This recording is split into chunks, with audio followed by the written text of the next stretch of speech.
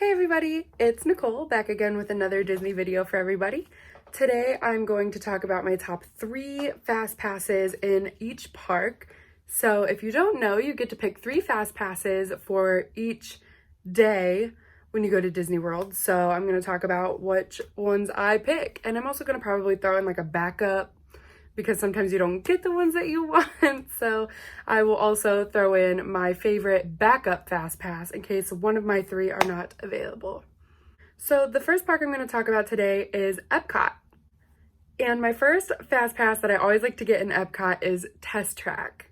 I absolutely love Test Track. I think it is so cool that you get to like build your own car and then you get to test drive it, and it goes really fast and it's really shaky and fun. So I think it's cool that it's interactive and you get to build it yourself and you get to ride the ride, which is a blast. So that is definitely why Test Track is my first pick for Epcot. So my next fast pass for Epcot will be Mission Space. I absolutely love Mission Space, and I do ride the more intense side.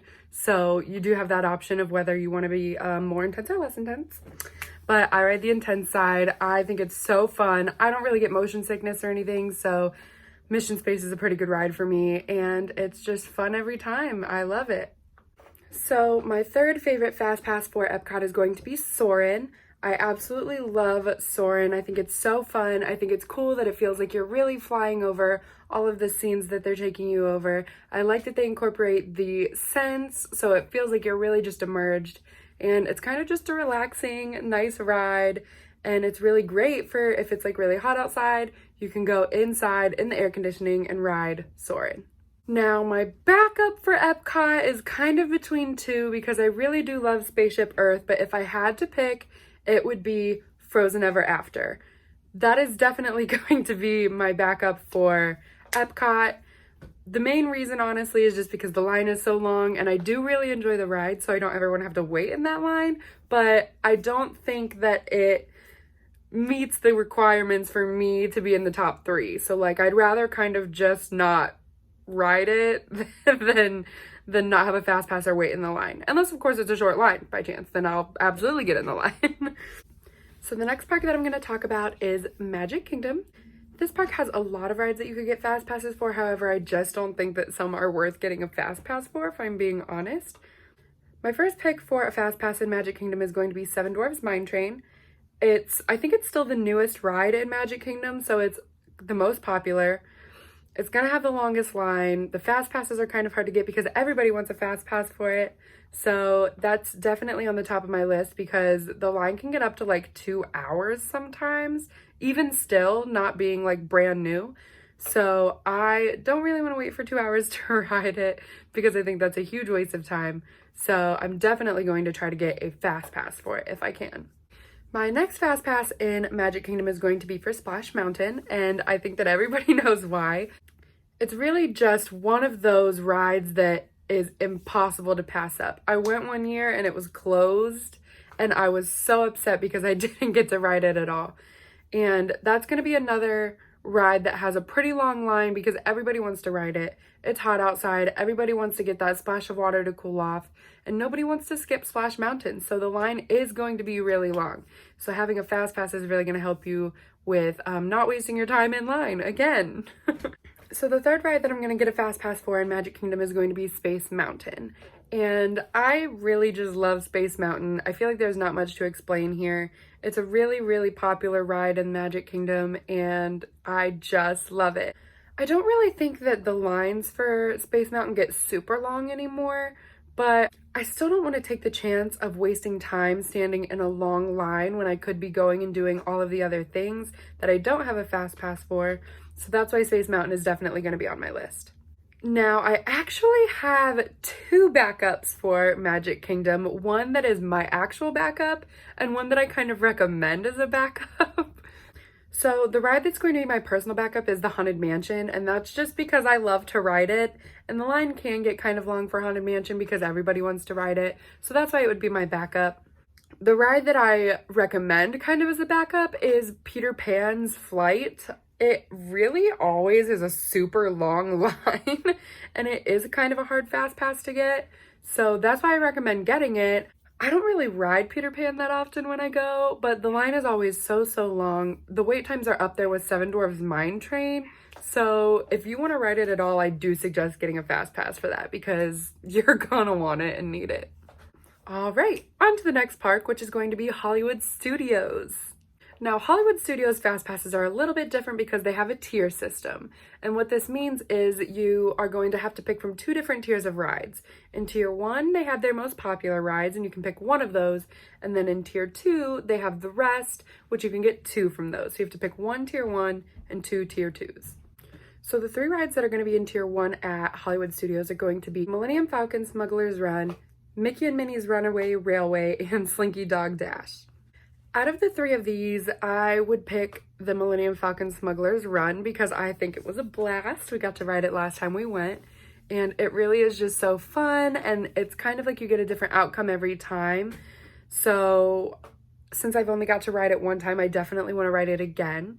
So my backup just for Tier 1 is going to be Mickey and Minnie's Runaway Railway, and that is because it's brand new. It hadn't even been open for very long before Disney World closed, and I've never been on it before. So of course I want to ride that one, so that's definitely going to be my backup.